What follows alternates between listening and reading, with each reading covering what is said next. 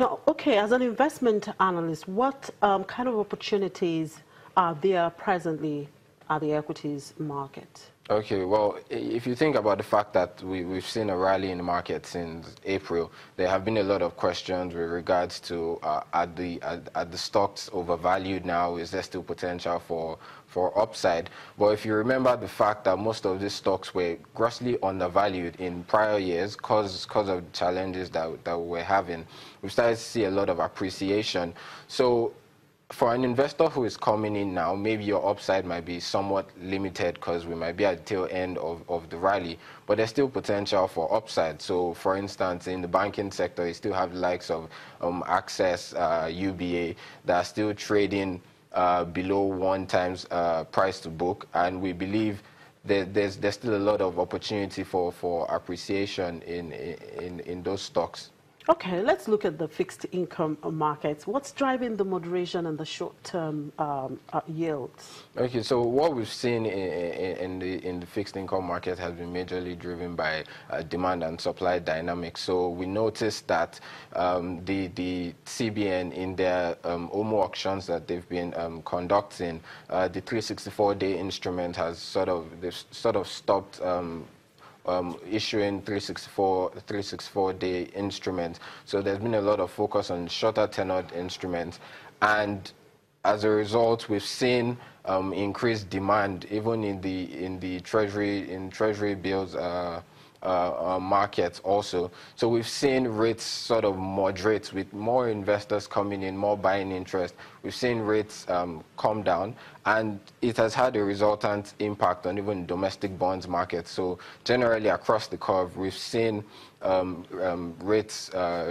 moderate as a lot of investors are starting to turn back to the market. Also, looking at the fact that expectation for there's an expectation for a moderation in interest rates in the first half of 2018, according to guidance from the last MPC meeting. So a lot of investors are starting to take position ahead of this and key into the attractive opportunities that are currently there. So it's increased demand basically that has been driving the moderation that we're seeing. Now, what about the interest that seem to be returning to the longer tenured domestic bonds? Yeah, so like I mentioned, supply for some of the shorter tenured instruments has sort of reduced. So we've seen a lot of investors take advantage of the higher yields that we currently have on longer tenured instruments before we start to see a general moderation across the curve. So that's basically what it is. Investors position ahead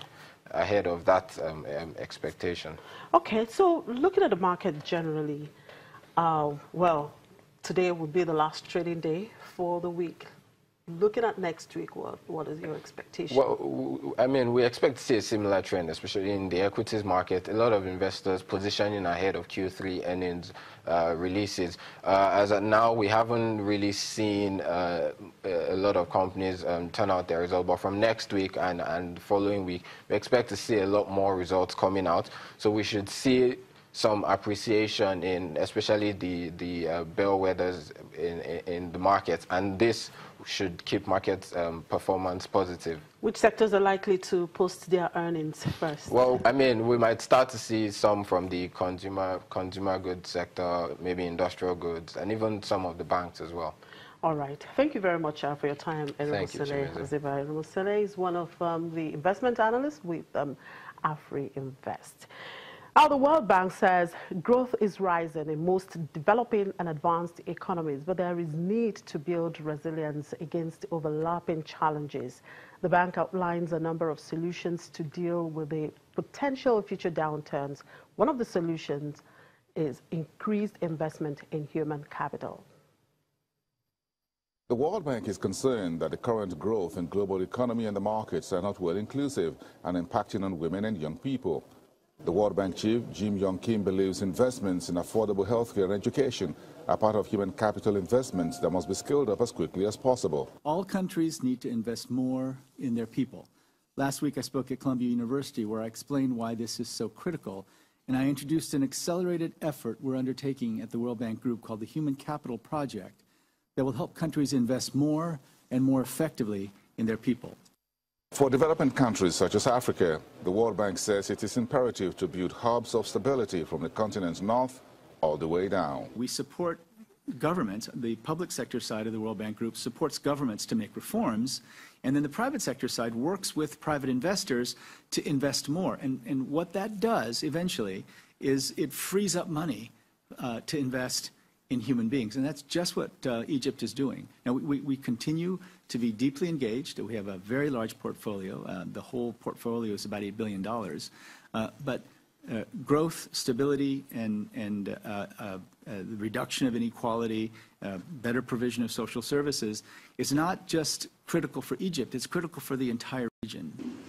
In Nigeria, the World Bank chief believes progress has been made on Boko Haram insurgency, but advises more investments in human capital and laying foundation for a sustainable future economy. I think Nigeria, of course, has suffered from the drop in the oil prices. I think things are just now getting better. But the conversation we need to have with Nigeria, I think, is in many ways related to the theme that I brought to the table just this past week, which is investment in human capital. Right? The percentage of GDP that Nigeria spends on healthcare is less than 1%. And despite the fact that there's so much turbulence in the northern part of the country and that there is the hit that was taken from the drop in the oil prices, Nigeria has to think ahead. And investing in its people, investing in the things that will allow Nigeria to be a thriving, rapidly growing economy in the future is what the country has to focus on right now. It can't rely just on oil prices going back up. It has to think, what are going to be the sources of growth in the future for Nigeria in what will surely be a more digitalized economy? Next week, the World Bank says it plans to launch a multi-million-dollar initiative on women entrepreneurship financing in the United States. This is one initiative that forms a new direction of reducing inequality and enthroning a global economy that leaves no one behind. Bosun Namafaye for Channels Television News. And when we come back after the break, we'll look at Nigeria's growth projection by the IMF. Do stay with us.